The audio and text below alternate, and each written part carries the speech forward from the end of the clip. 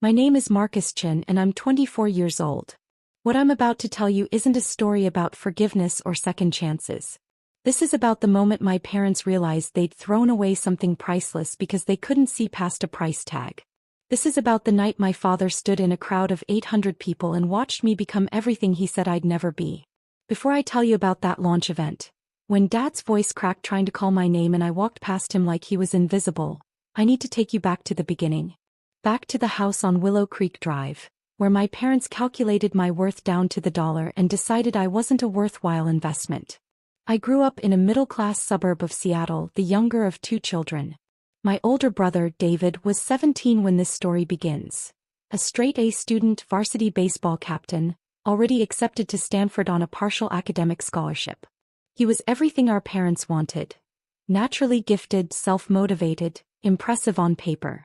I was the opposite. I struggled in school, especially with reading and math. What we didn't know until much later was that I had undiagnosed dyslexia and ADHD. All my parents saw was a kid who needed constant help, constant support, constant resources just to maintain C's and B's. "Why can't you be more like your brother?" my mother, Patricia, asked at least once a week. David never needed a tutor. David never needed extra help. Why do you have to make everything so difficult?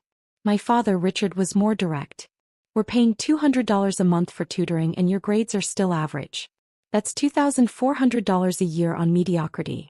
Do you know what that money could be doing if we invested it?" The only place I excelled was music.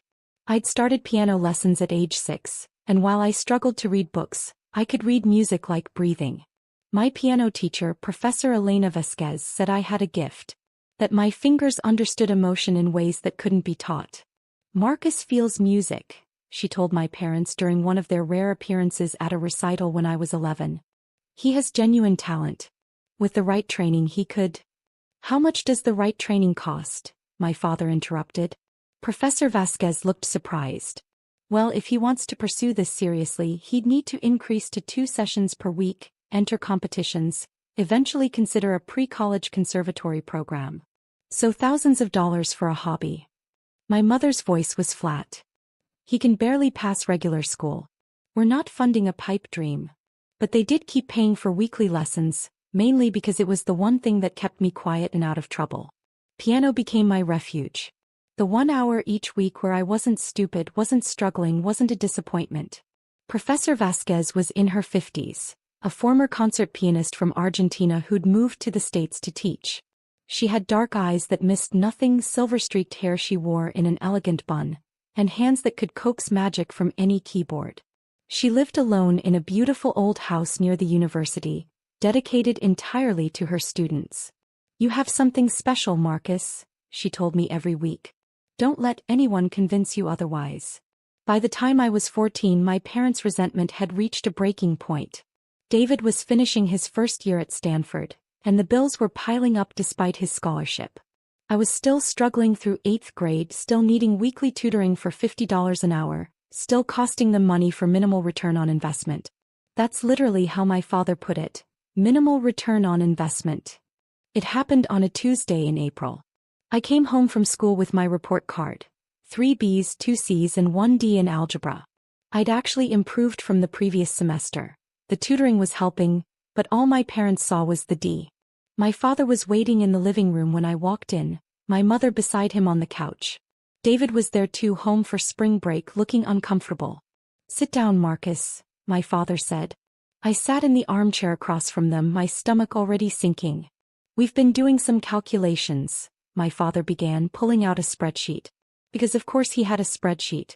"Since you started struggling in elementary school, we've spent approximately $47,000 on your education.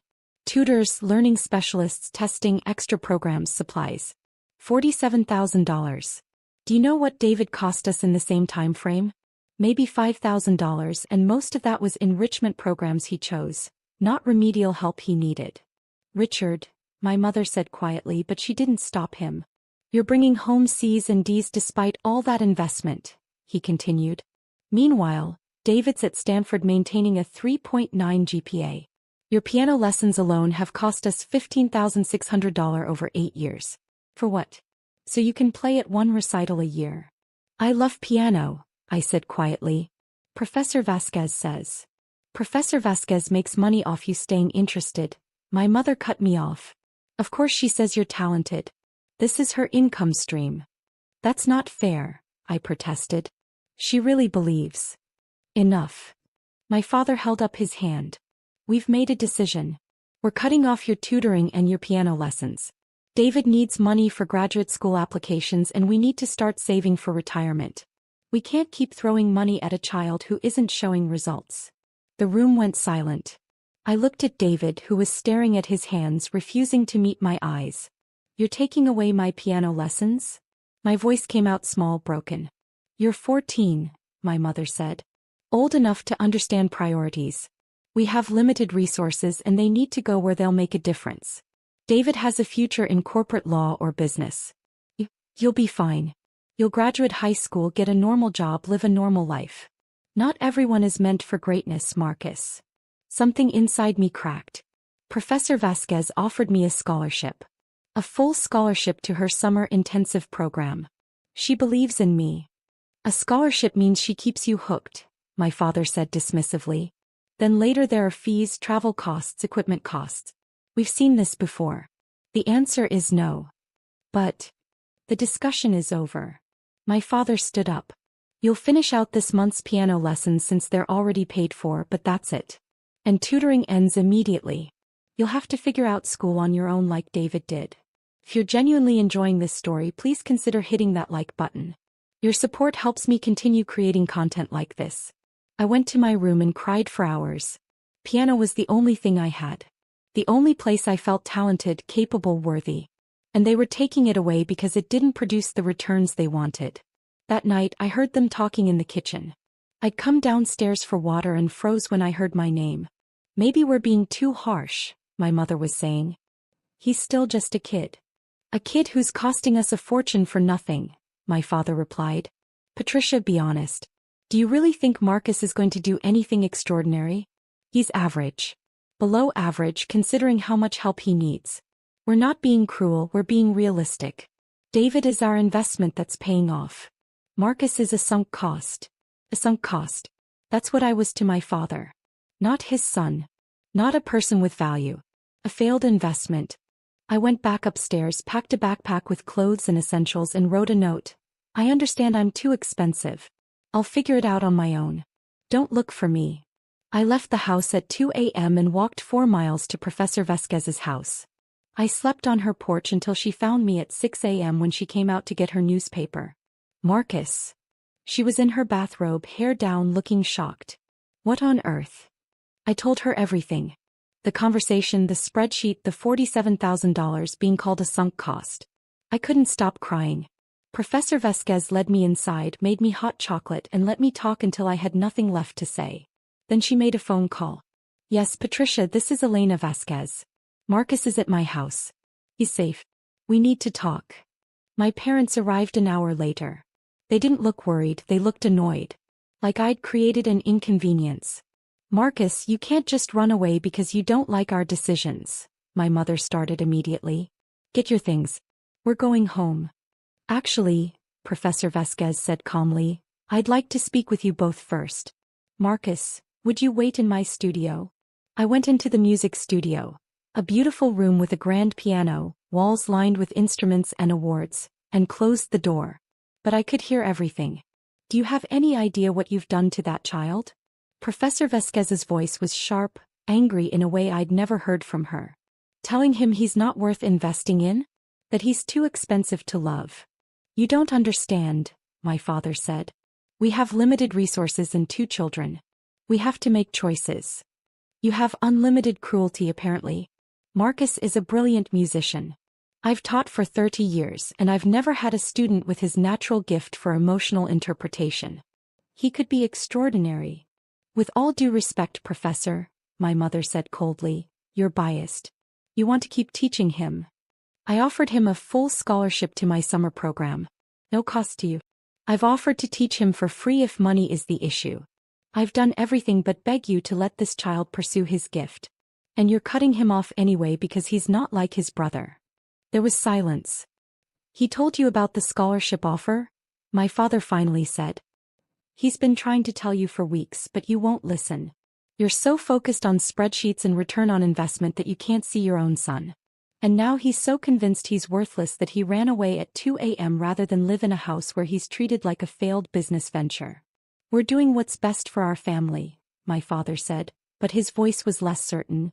No, you're doing what's easiest for you. And when Marcus does become something extraordinary, which he will with or without you, you'll regret every word you said to him. Every dollar you begrudged. Every moment you chose calculation over compassion. Is he putting you up to this? My mother asked sharply. Making himself the victim? I'm putting myself up to this. Because someone needs to advocate for this child. Now I have a proposal. Let Marcus stay with me. I'll take full financial responsibility. I'll cover his living expenses, his education, everything. You won't have to spend another penny on your sunk cost. The silence stretched so long I thought they'd left. You want to take custody? My father finally said. If necessary, yes. I'm licensed as a foster parent. I did it years ago for other students in need. I can make it legal if you agree. Marcus deserves to be somewhere he's valued. Another long silence. Fine. My mother's voice was tight, defensive.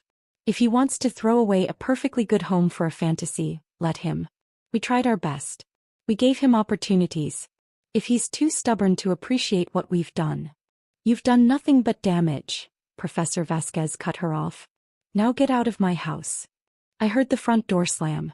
Footsteps approached the studio.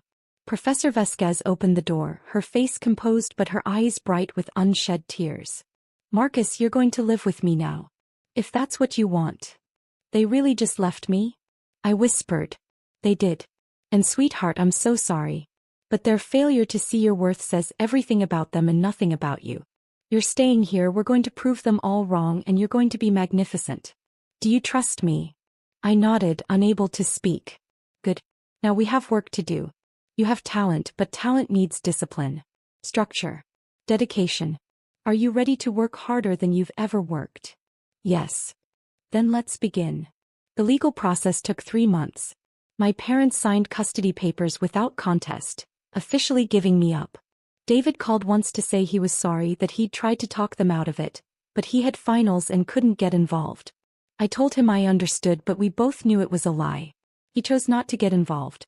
My parents sent one email after everything was finalized. When this music dream falls apart and you need real help, don't expect us to bail you out. You made your choice. I never responded. Professor Vasquez, I started calling her Elena after the adoption was finalized. Transformed my life. She set up a structured routine. School from 8 to 3, homework and tutoring from 4 to 6. She hired a specialized tutor who actually understood dyslexia. Piano practice from 7 to 9, dinner and family time from 9 to 10. Family time? I asked the first week. Yes. We're family now. We eat dinner together, we talk about our days, we exist as people, not just teacher and student. You need to know you matter beyond your talent. She got me tested for learning disabilities and finally got the dyslexia and ADHD diagnoses. With proper support and medication, my grades climbed to B's and A's. Turned out I wasn't stupid, I just had a brain that worked differently. But music was where I soared. Under Elena's intensive training, I progressed faster than I'd ever imagined possible. She entered me in competitions and I started winning. Regional competitions, then state, then national. By 16, I'd won the Young Artists International Piano Competition, performing at Carnegie Hall. My biological parents weren't there. David sent a congratulations text. Elena was there, crying in the front row, standing to applaud until her hands were red. You're extraordinary, she whispered afterward, hugging me tight. Never forget that. During my high school years, Elena and I talked often about the problem I'd seen. Talented kids from low-income families who couldn't afford instruments, lessons, or program fees. Kids like me, but without someone like Elena to rescue them.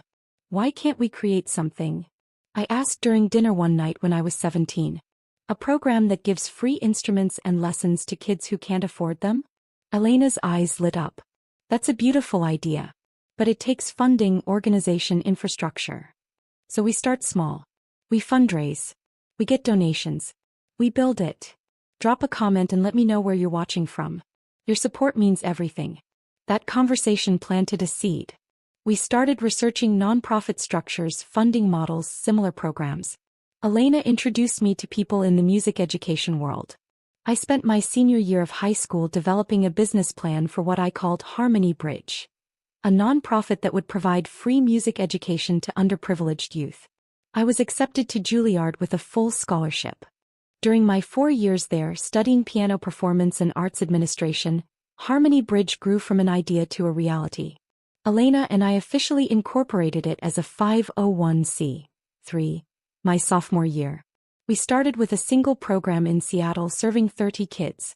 By the time I graduated, we had programs in 5 cities serving over 500 students. But I wanted more. I wanted to scale Harmony Bridge into something transformative, national, undeniable. After Juilliard, I spent 2 years working as a performer and private instructor, saving every penny while growing Harmony Bridge on nights and weekends. Elena had retired from university teaching to run Harmony Bridge full-time as executive director. I was founder and creative director, handling program design and fundraising. We were operating on a budget of $400,000 annually, funded entirely through small donations and grants. It was enough to serve 800 students across 7 cities. But I had a vision for serving 10,000 students. For that, we needed serious money. When I was 23, I attended a philanthropy conference in New York. During a panel on education innovation, I met Victoria Brennan, a tech billionaire who'd made her fortune in educational software and now ran a foundation focused on youth development. During the networking reception, I approached her. Ms. Brennan, I'm Marcus Chin, founder of Harmony Bridge. We provide free music education to underprivileged youth. I'd love 2 minutes to tell you why this matters. She looked at me, young, earnest, probably the 100th person who'd pitched her that day, and said, "You have 1 minute. Impress me." I was kicked out by my parents at 14 because they decided I wasn't worth the investment. My piano teacher adopted me and showed me that talent isn't about money, it's about access and belief. Harmony Bridge has transformed 800 kids' lives in 2 years on a shoestring budget. With real funding, we could reach 10,000 kids annually. Kids who will become musicians, teachers, creators. Kids who'll transform their communities the way I'm transforming mine. That's not just music education. That's generational change. Victoria studied me for a long moment. Where did you go to college? Juilliard. Full scholarship. Impressive. Send me your deck. If the numbers work, we'll talk. I sent the pitch deck the next morning. 2 weeks later, I received an email. Let's meet. Bring your executive director. Elena and I flew to San Francisco. Victoria's foundation offices were stunning, glass and steel with views of the bay.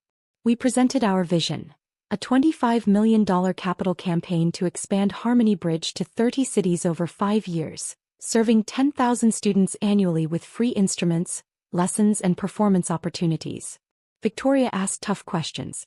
She challenged our cost models, our scalability plans, our impact measurements. Elena and I had answers for everything. We'd spent years preparing for this moment. At the end of the 3-hour meeting, Victoria leaned back in her chair. I started coding at 12 because a teacher gave me access to a computer I couldn't afford. That access changed my life. I see the same thing in your model. You're not just teaching music, you're opening doors. I'm in for $15 million seed funding. But I want 2 things in return. My heart stopped. $15 million? 1. You stay as founder and face of the organization. This story starts with you and people need to see that. 2. You launch publicly with an event that showcases your students and tells your story. Make people care. Make them donate. Turn this into a movement. We can do that, Elena said, squeezing my hand under the table. Then let's change some lives. The contract was signed within a month. With $15 million in funding, we launched an aggressive expansion plan. We hired staff, secured partnerships with schools and community centers, and recruited master teachers. We designed a launch event for 10 months later, a gala concert at the Seattle Symphony Hall featuring Harmony Bridge students alongside professional musicians. The event would mark our official national launch. Media would be there. Donors. Politicians. Anyone who mattered in arts and education. And somehow my biological parents found out about it. The invitation list for the Harmony Bridge launch gala was carefully curated. 800 guests, including major donors, education leaders, politicians, arts organizations and press. Tickets started at $500 with VIP tables at $10,000. Every penny went to program funding. I hadn't thought about my biological parents in months. I'd been too busy with expansion plans, hiring, and event preparation. They were part of a past I'd moved beyond. 3 weeks before the launch, I received an email from an address I didn't recognize. richard.chin2847@gmail.com. Marcus, this is your father. We saw the news about your nonprofit launch. We're very proud of what you've accomplished. We'd like to attend the event and support you. Can you add us to the guest list? Dad. I stared at that email for a full hour. Proud? Support? Where was that pride when they called me a sunk cost? Where was that support when they kicked me out? I showed Elena. What do you think I should do? She was quiet for a moment. What do you want to do? Part of me wants to tell them to go to hell. Part of me wants them there so they can see exactly what they threw away. Then let them come. But Marcus, they'll be just another face in the crowd. This is your night. Your achievement. Don't let their presence steal your joy. I replied to the email. 2 tickets will be at will call under your names. Tickets are $500 each. See you there. My father responded immediately. We thought family might be comped. I didn't reply to that one. The week before the launch, press coverage intensified. Local news ran features on Harmony Bridge. NPR did an interview with me about access in arts education. The Seattle Times published a profile, From Abandoned Teen to Philanthropist, Marcus Chen's Mission to Make Music Accessible. The article included my story, the parents who kicked me out, the piano teacher who saved me, the nonprofit built on the belief that every child deserves access to beauty. It went viral. Suddenly, everyone wanted to talk about Harmony Bridge. Donations flooded in. The gala sold out completely with a waiting list of 200 more people wanting tickets. My biological parents were already on the list, so they had their seats. Row M, Section 2. Not VIP. Not special. Just regular attendees like everyone else. The night of the launch arrived. Seattle Symphony Hall glowed with lights. Red carpet. Photographers. Local celebrities. It was surreal. This kid who'd been called worthless was now the center of attention for creating something that mattered. I wore a custom black suit. Elena wore an elegant navy gown. We stood in the VIP reception area before the show, greeting major donors and press. Victoria Brennan was there along with the mayor, several state legislators, and executives from major foundations. You did it, Elena whispered to me at one point, her eyes bright with tears. Look at this. Look at what you built. We built, I corrected. I'm nothing without you. The program was designed to be powerful. First half, Harmony Bridge students performing, kids from tough neighborhoods, foster care, homeless shelters, all playing instruments we'd provided, showcasing talent that would have gone undiscovered without access. Second half, professional musicians joining students in a collaborative concert. Then my keynote speech and the official campaign launch. As showtime approached, I did a final check backstage. 12 student performers ages 8 to 17, all dressed in formal concert attire we'd provided. They were nervous and excited, some of them performing on stage for the first time. You're going to be amazing, I told them. Remember why we're here. To show the world that talent has nothing to do with money. You're proof of that. Go out there and play like you own that stage. They did. The first half was transcendent. An 11-year-old girl from a domestic violence shelter played Chopin with such delicate emotion that people openly wept. A 15-year-old boy who'd been living in his car 6 months ago performed an original jazz composition that brought the audience to its feet. Every single student was brilliant. During intermission, I stayed backstage preparing for my speech. Elena found me pacing. They're here, she said quietly. Your parents. I saw them in their seats. They both look, I don't know, uncomfortable. Good. The second half began. Professional musicians from the Seattle Symphony joined our students for collaborative pieces. The visual was powerful, world-class performers treating these kids as equals playing side by side. It made the statement we wanted. Talent deserves respect regardless of circumstance. Then it was time for my speech. The lights dimmed. A video began playing on the screens. Highlights from Harmony Bridge programs, testimonials from students and parents, statistics on the impact of arts education. Then my introduction. Ladies and gentlemen, Please welcome the founder of Harmony Bridge, pianist and advocate for music education equity, Marcus Chen. The applause was thunderous as I walked onto the stage. 800 people on their feet. I reached the podium, adjusted the microphone, and looked out at the audience. I found Elena first, front row center, already crying. I found Victoria Brennan smiling proudly. I found the mayor, legislators, donors who'd believed in this vision. And I found my parents. Row M, section 2. My mother looked older, worn. My father had gained weight, lost more hair. They both looked overwhelmed, like they couldn't quite believe this was real. My father's eyes met mine. He opened his mouth like he was going to say something, call my name, try to get my attention, but no sound came out. His voice cracked silently, lost in the vastness of the hall. I looked away. 10 years ago, I began, my voice steady and clear, I was told I wasn't worth investing in, that I was too expensive, that the money spent on my education, on helping me pursue what I loved, was wasted because I wasn't showing the right kind of results. The audience was silent, hanging on every word. I was 14 years old when my parents kicked me out of their house because keeping me cost too much. They had another child who was succeeding in traditional ways, and I was the one who needed tutoring, who needed accommodations, who needed support to pursue music. I was told I was average. Below average. A sunk cost. I could see people in the audience reacting, glancing around, probably trying to figure out if my parents were present. Some had read the news articles and knew this story. But one person saw something different. My piano teacher, Professor Elena Vasquez. I gestured to Elena and the spotlight found her. Didn't see a cost. She saw a child with talent and no support. She took me into her home, adopted me, and gave me the opportunity to pursue my gift. She invested everything in me, not because she expected returns, but because she believed every child deserves the chance to discover their potential. Elena was crying openly now, hand pressed to her heart. Elena taught me that access changes everything. That talent exists everywhere, but opportunity does not. That there are thousands of kids like me, brilliant, creative, passionate kids, who will never discover their gifts because they can't afford a $30 used guitar or a $50 piano lesson.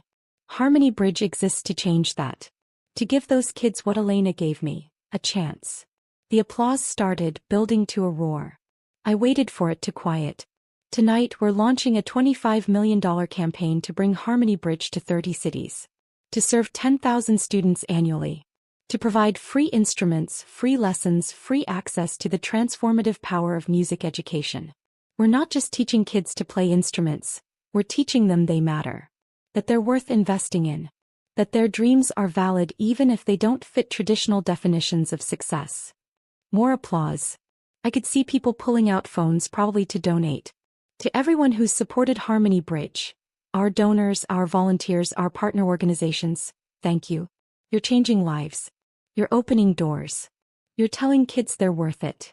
I paused, looking directly at my biological parents for the first time since starting this speech. And to anyone watching who's ever been told they're not worth the investment, you are. Your worth isn't measured in dollars or traditional success metrics. You deserve support, opportunity, and belief. Don't let anyone convince you otherwise. The audience stood applauding. The sound was overwhelming, powerful, validating. I glanced once more at my parents. My mother was crying. My father sat frozen, his face pale, one hand pressed to his chest like he couldn't breathe. Around them, people who'd clearly figured out who they were giving them looks ranging from pity to disgust. They'd come hoping for, what? Recognition? Reconciliation? A chance to claim some credit for my success? Instead, they got to sit in a room full of people who now knew exactly what they'd done. Who knew they'd abandoned their child because he was too expensive. Who knew they'd chosen spreadsheets over their son. I walked off stage to a standing ovation. The rest of the evening was a blur of congratulations, handshakes, photos. Donors pledging money. Students thanking me. Elena hugging me so tight I could barely breathe. I'm so proud of you, she whispered. So incredibly proud. I never spoke to my parents that night. They didn't approach me, probably too ashamed, too aware of the eyes on them. I saw them leaving early during the reception, slipping outside doors like they were escaping. Good. The launch was a massive success. Between the gala and subsequent media coverage, we raised $8 million in the first week. Combined with Victoria's seed funding and other major gifts, we exceeded our $25 million goal within 6 months. Harmony Bridge expanded rapidly. Within a year we had programs in 25 cities. Within 2 years, we were serving 8,500 students annually.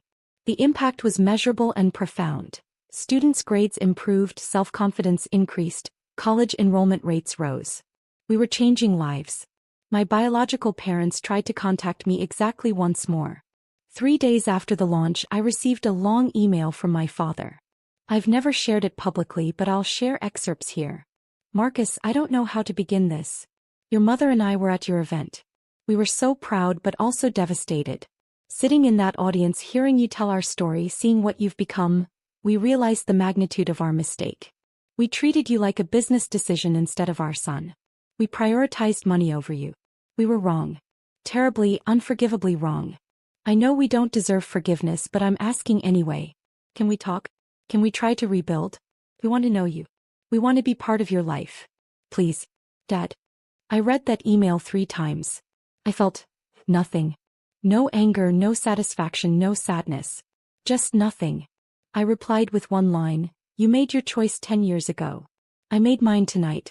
Good luck with your lives." Then I blocked the email address. My brother David reached out separately. He'd seen the news coverage and wanted to apologize for not standing up for me back then. We met for coffee and he was genuinely remorseful, but the relationship was too broken. We're cordial now, we email on birthdays, but we're not brothers in any real sense. He stayed with them. He made that choice. I'm 27 now. Harmony Bridge is a nationally recognized organization operating in 35 cities, serving over 12,000 students annually with an operating budget of $18 million. We've won awards, been featured in national media, and changed thousands of lives. I still perform occasionally, benefit concerts, demonstrations with students, special events. But my real passion is this organization, this mission. Every kid we serve is a kid I used to be. Talented but unsupported, passionate but dismissed, worthy but told otherwise. Elena is 63 now, still our executive director, still my mom in every way that matters. She walks through our programs and cries happy tears seeing kids discover music the way I did. She tells them they're extraordinary. She makes them believe it. I heard through mutual acquaintances that my biological parents divorced 2 years ago. The shame of the public exposure apparently destroyed what was left of their marriage. My father is living alone in a small apartment. My mother moved to Arizona to be near her sister. David checks in on them occasionally out of obligation, but even he admits the relationship is strained. They lost everything trying to protect their investments. Meanwhile, the son they threw away built something that outlasted them. Sometimes people ask if I ever regret the speech at the launch. If I think I was too harsh making my parents' abandonment public like that. I don't regret it. That speech wasn't about revenge, it was about truth. It was about showing every person in that room and everyone who heard the story afterward, that children aren't investments to be calculated. They're people to be loved, supported, and believed in regardless of the price tag. My parents taught me what not to be. Elena taught me what to be. And Harmony Bridge is the result of both lessons. If you're reading this and you've been told you're too expensive, too difficult, not worth the investment, please hear me. Those people are wrong. Your worth isn't determined by what you cost or what you produce. Your worth is inherent. You deserve support, opportunity, and unconditional belief. Find your Elena. Find the people who see your potential and invest in you because they believe in you, not because they expect returns. Build something meaningful with that support. And then prove every doubter wrong by becoming exactly who you were meant to be. I'm living proof it's possible. And Elena. Thank you. For seeing me when I was invisible. For believing in me when I was called worthless. For teaching me that love isn't conditional and family isn't biology. Everything I am, everything I've built, exists because you said yes to a scared 14-year-old kid on your doorstep. I love you. Always. This is Marcus Chin, founder of Harmony Bridge, reminding you that every child deserves access to beauty, opportunity, and unconditional belief. We're going to keep opening doors until every kid gets that chance. Thank you for listening to my story.